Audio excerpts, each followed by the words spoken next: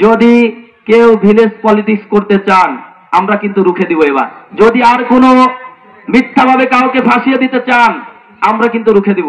আসসালামু আলাইকুম রহমতুল্লাহ। প্রিয় দর্শক, আপনারা যার বক্তব্য শুনলেন প্রথমে, তিনি হচ্ছেন নাটোরের সাবেক জেলা সভাপতি মহসিন ভাই।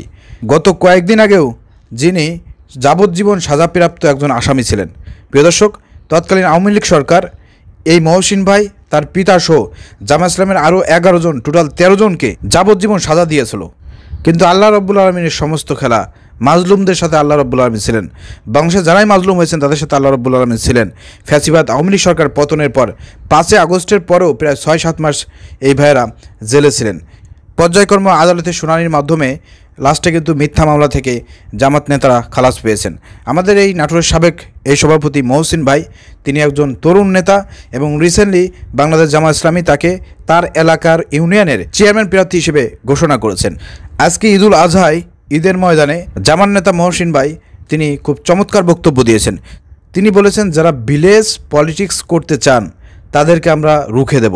ভিলেজ পলিটিক্স করবেন, যদি কেউ ভিলেজ পলিটিক্স করতে চান আমরা কিন্তু রুখে দিব। এবার প্রিয় দর্শক, খুবই চমৎকার কথা বলেছেন। কোনোভাবে কোনো অনিয়ম, কোনো রকমের ভোট চুরি এবং কোনো রকম গ্যাঞ্জাম ফাসাদ মারামারি এগুলো হতে দেওয়া হবে না।